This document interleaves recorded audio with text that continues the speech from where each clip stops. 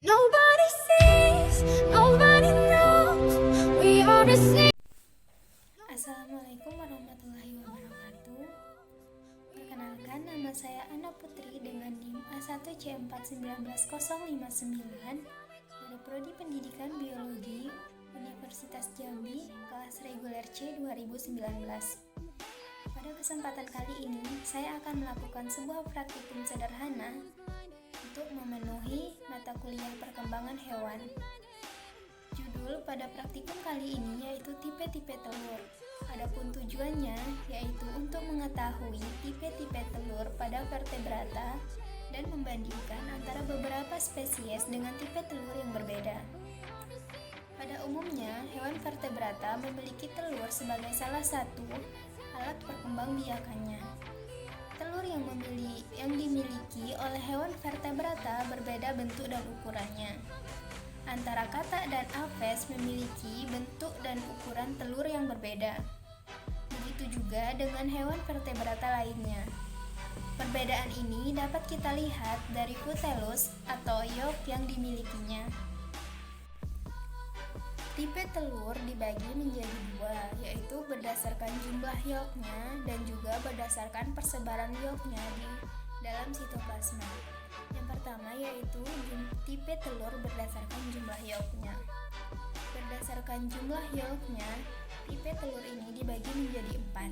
Tipe telur yang pertama yaitu tipe telur oligesital, yaitu tipe telur yang mengandung sedikit yolk atau hampir tidak mengandung yolk.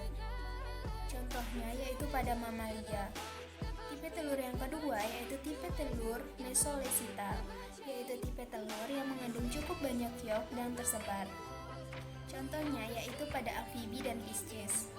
Tipe telur yang ketiga yaitu tipe telur polilesital, yaitu telur yang mengandung banyak yolk dan tertimbun pada suatu area. Contohnya yaitu pada unggas dan reptil. Dan tipe telur yang keempat yaitu tipe telur megalesital, yaitu tipe telur dengan yolk yang sangat banyak sehingga inti dan sedikit sitoplasma tersedak ke permukaan telur. Contohnya yaitu pada telur aves dan reptil. Tipe telur yang kedua yaitu tipe telur berdasarkan persebaran yolknya di dalam sitoplasma.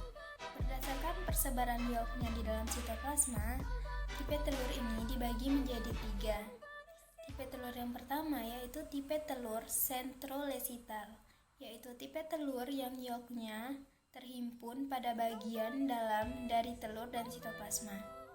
Tipe telur yang kedua yaitu tipe telur isolesital, yaitu tipe telur yang yolknya relatif sedikit dan tersebar merata di dalam sitoplasma telur.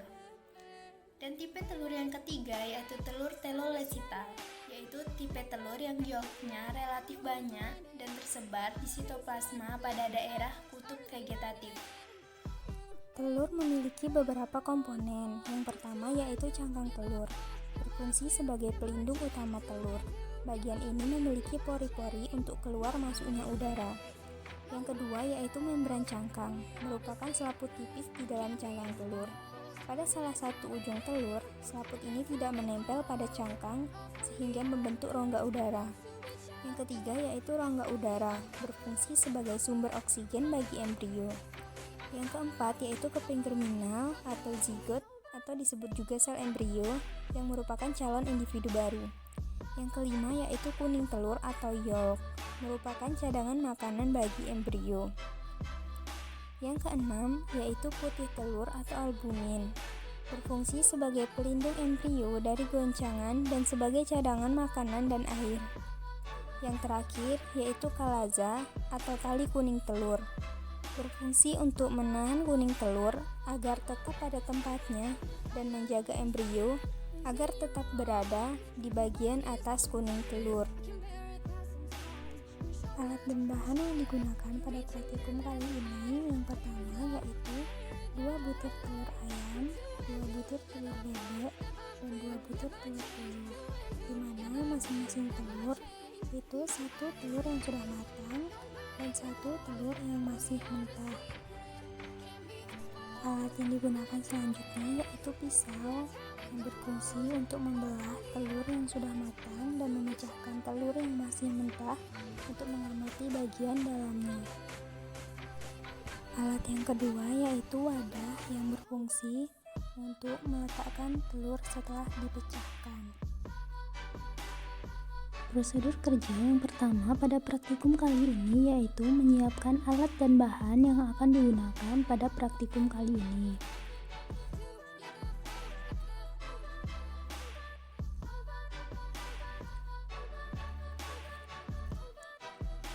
Kemudian pecahkan telur mentah dan masukkan ke dalam wadah. Dan juga belah telur yang sudah direbus lalu masukkan ke dalam wadah. Dan amati apa yang ada pada telur tersebut. Pada pengamatan telur puyuh yang mentah, didapatkan cangkang telur yang berfungsi sebagai pelindung utama telur. Kemudian didapatkan juga membran cangkang yang merupakan selaput tipis di dalam cangkang telur. Kemudian ada juga rongga udara yang berfungsi sebagai sumber oksigen bagi embrio.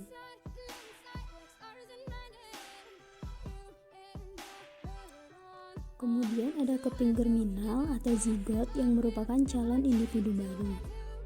Didapatkan juga kuning telur atau yolk yang merupakan cadangan makanan bagi embrio. Kemudian ada putih telur yang berfungsi sebagai pelindung embrio dari goncangan dan sebagai cadangan makanan dan air. Kemudian juga didapatkan kalaza atau tali kuning telur yang berfungsi untuk menahan kuning telur agar tetap pada tempatnya dan menjaga embrio agar tetap berada di bagian atas kuning telur.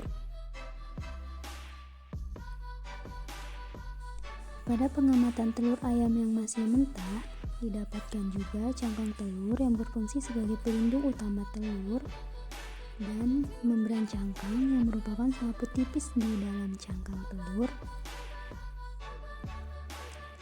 Ada juga keping germinal atau zigot yang merupakan calon individu baru.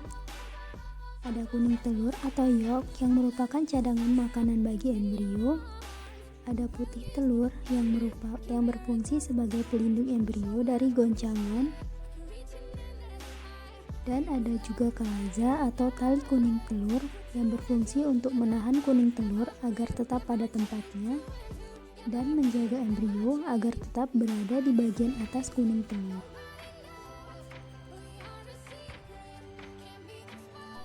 Pengamatan pada telur bebek sama dengan pengamatan pada telur puyuh dan telur ayam.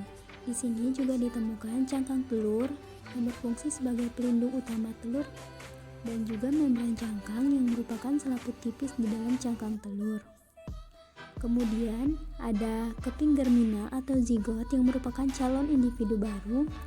Ada kuning telur yang merupakan cadangan makanan bagi embrio. Ada putih telur yang berfungsi sebagai pelindung embrio dari guncangan. Dan ada juga kalaza yang berfungsi untuk menahan kuning telur agar tetap pada tempatnya dan menjaga embrio agar tetap berada di bagian atas kuning telur. Pada pengamatan telur puyuh yang sudah matang, didapatkan cangkang telur yang berfungsi sebagai pelindung utama telur. Kemudian didapatkan membran cangkang yang merupakan selaput tipis di dalam cangkang. Dan juga didapatkan rongga udara yang berfungsi sebagai sumber oksigen bagi embrio.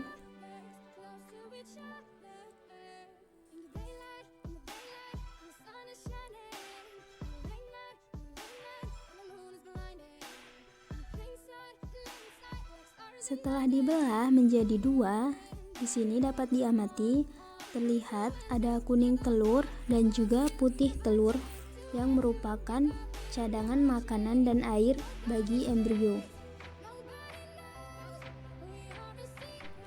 Pada pengamatan telur ayam yang sudah matang, didapatkan di sini ada cangkang telur yang berfungsi sebagai pelindung utama telur. Kemudian didapatkan juga membran cangkang yang merupakan selaput tipis di dalam cangkang telur. Kemudian didapatkan juga rongga udara yang berfungsi sebagai sumber oksigen bagi embrio.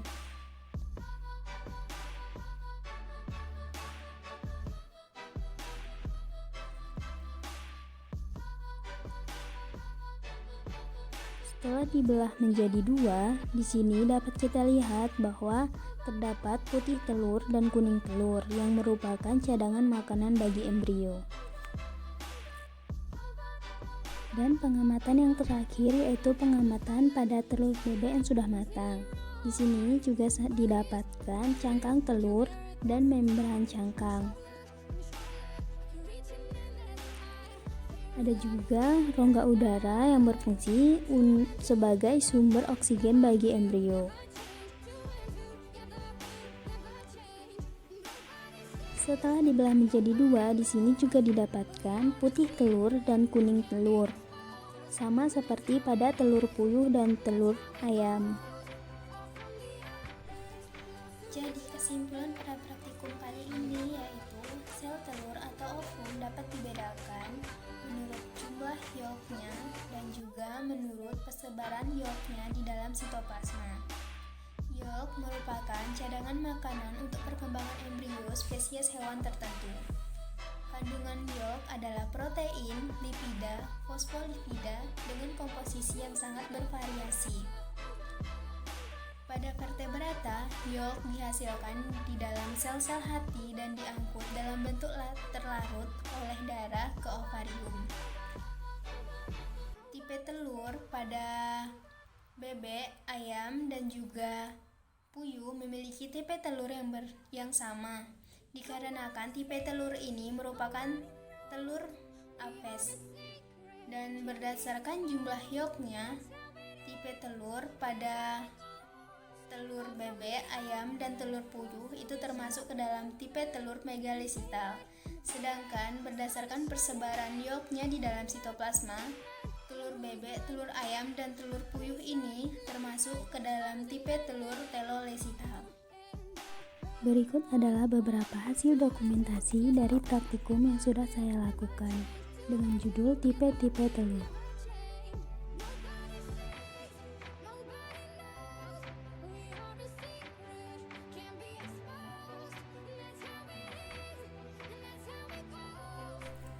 Demikianlah praktikum sederhana yang sudah saya lakukan. Assalamualaikum warahmatullahi wabarakatuh.